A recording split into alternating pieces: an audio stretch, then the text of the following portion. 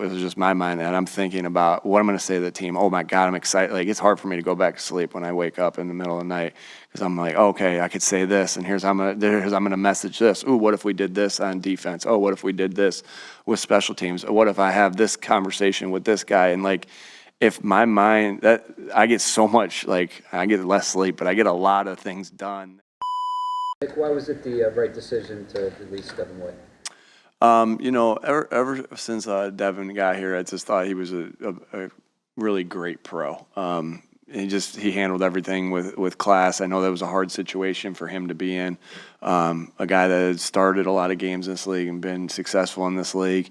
And I can't say enough good things about Devin the person and just how he handled a disappointing situation for him. And, you know, I think it just gives you a perspective of what we feel about the rest of that room and the guys that we have in that room and how they've been executing and how they've been playing, and look forward to continuing to grow with those guys that we have. You mentioned that, you know, at some point you might need Devin to play without him. You mentioned the depth. Like, how do you think that depth is now? Yeah, like I said, I'm really excited about the guys in the room and the way they're progressing. And, you know, I think Coach King, our linebacker coach, is a great fundamental teacher. I just continually see them improving their fundamentals, you know, in different aspects of, you know, block destruction and different things like that, blitzing.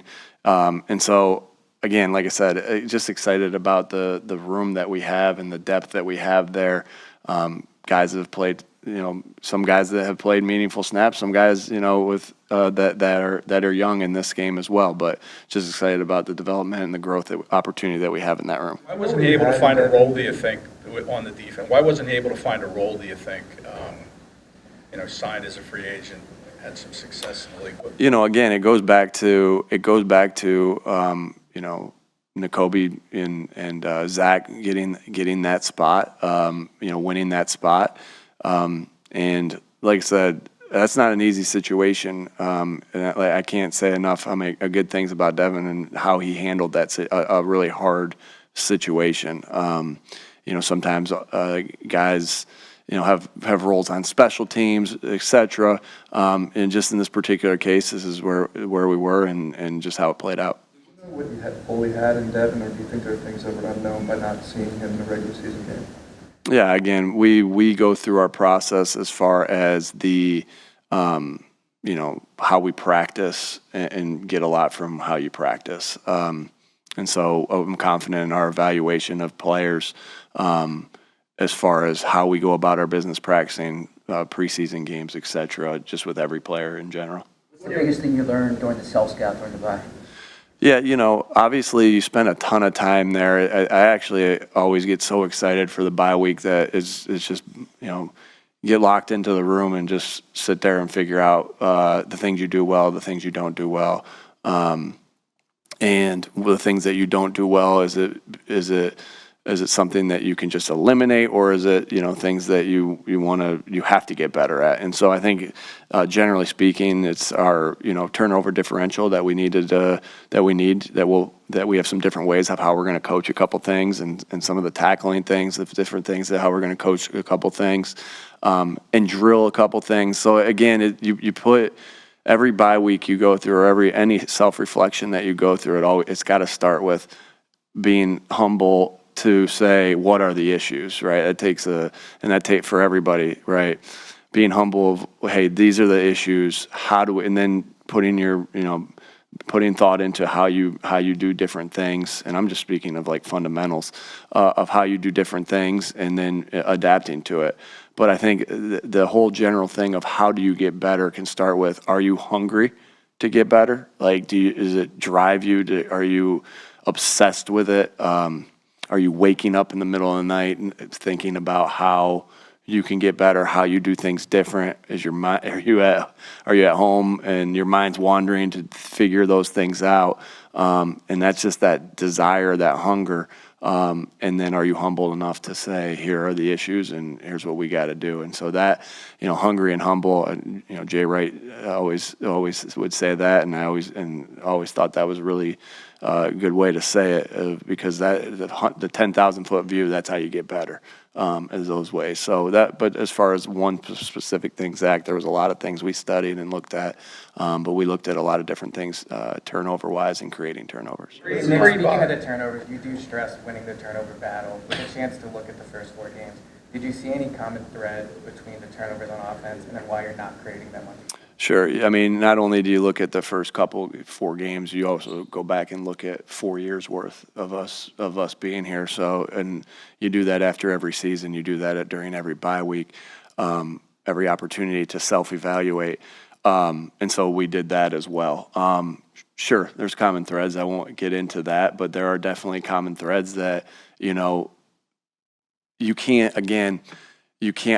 got to identify issues and then try to put the guys in positions to fix those issues, whether it's with a drill, whether it's with a play call, and so a lot of good discussion back and forth. I was impressed by the players and their, their involvement in it, as far as the way, not only did we study it, there were some guys that really buckled down and studied it themselves. I was just really impressed by that and their interaction back with that.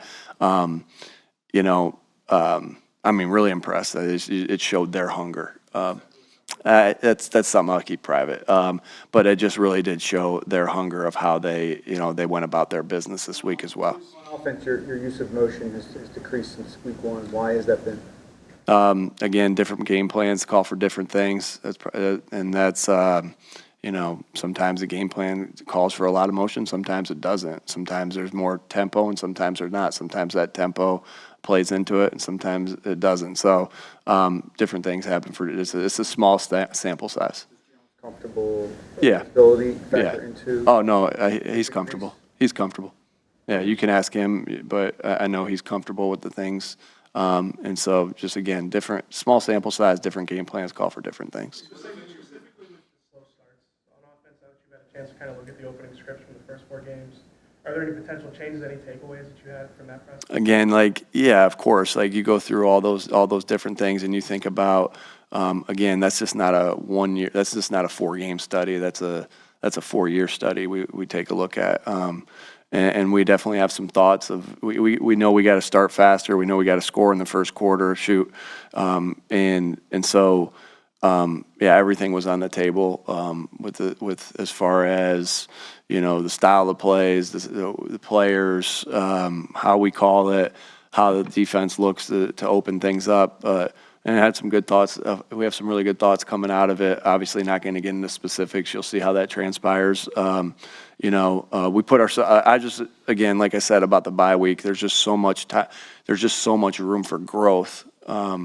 Because of the extra time that you get to really put the work in and grind it out to see what you can do better and what you do well. What's the discussion like right now with Vic in terms of position changes to get the defense to where it needs to be?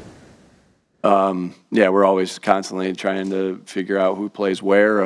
Some guys are cemented in, but figuring out who plays where, who's playing, what kind of snaps are playing at. I think if you ask most people, they ask them kind of what's a nucleus of a franchise? Who are the core people, the most important people? They would probably say ownership, head coach, quarterback. From your experience, what's the biggest challenge in making sure those 3 entities are kind of always on the same page? Communication, right? Communication, talking through everything, having hard discussion, it's not kumbaya, but it's having hard discussions, telling the truth to each other. I think that's, at the end of the day, it always comes down to communication. I don't care if it's the relationship with your wife or your relationship with your kids, your relationship with the players, your relationship with ownership, your relationship with the GM. I think that always is going to be the core, and honesty are going to be the core things of any good relationship and any meshing. We know how important relationships are, and particularly the ones you just mentioned. And so that's what it's about in my mind, and that's what we strive and try to do. Hey, Nick, Robert Saleh getting fired. your class of coaches, obviously you know what this profession is, but when something like that happens, do you think about your coaching mortality, so to speak? No, no. Obviously, wish him nothing but the best. I had a good working relationship with Coach Saleh, being able to practice against those guys. Got a lot of respect for him. Always wishing him and his family the best. Think he's a really good football coach. But my mind is set on only how do we get better. Like if I'm upset, anything out of your control or anything that consumes your mind that's not focused on getting better is a waste of time. It only clouds the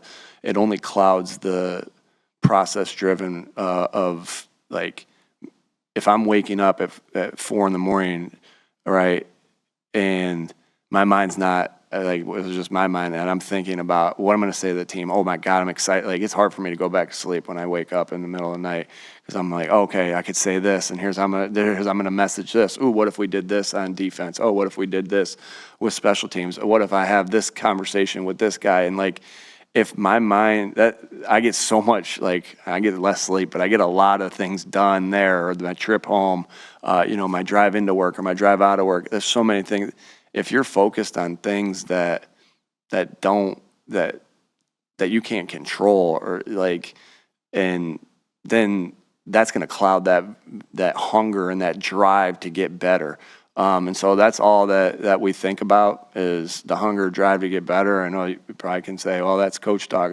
I'm not, that's exactly that's how I live. That's how I've operated for, you are who your habits are, and that's how I've been operating for a big portion of my life.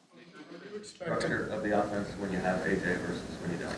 Obviously, AJ is a phenomenal player, and there's different things that again, when he goes down, you ask yourself questions as far as, who can do this or who can do that, and sometimes the answer is player A, sometimes the answer is player B, or sometimes the answer is that's an AJ thing, right? And so obviously there's some differences that happen when he's on the field. And quite frankly, there's just some differences the way the defense plays you when he's on the field. And so that's common for any good player in this league, and that's been as successful as AJ has. Jeremiah Trotter better to be the backup, Mike? Yeah. Why?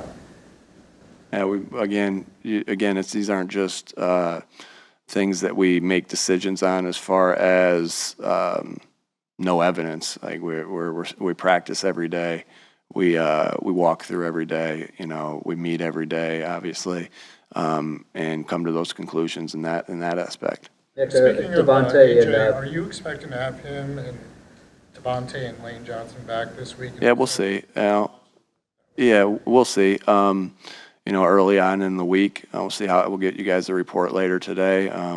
Feel good about the health of our football team. Bye week came at a good time for us for different reasons. So we'll see where we are. What's the plan with Sydney this week? Have we said anything? Okay. Yeah, window's open, as you know, and we're going to see how he does and how he looks. Obviously, we feel like he's ready to start going because our trainers and our doctors have said hey, he's ready. It's time to go. Sydney is, has he attacked this with such a positive attitude, and just you talk about a guy who's obsessed with getting better and obsessed with this game of football. That's Sydney, and.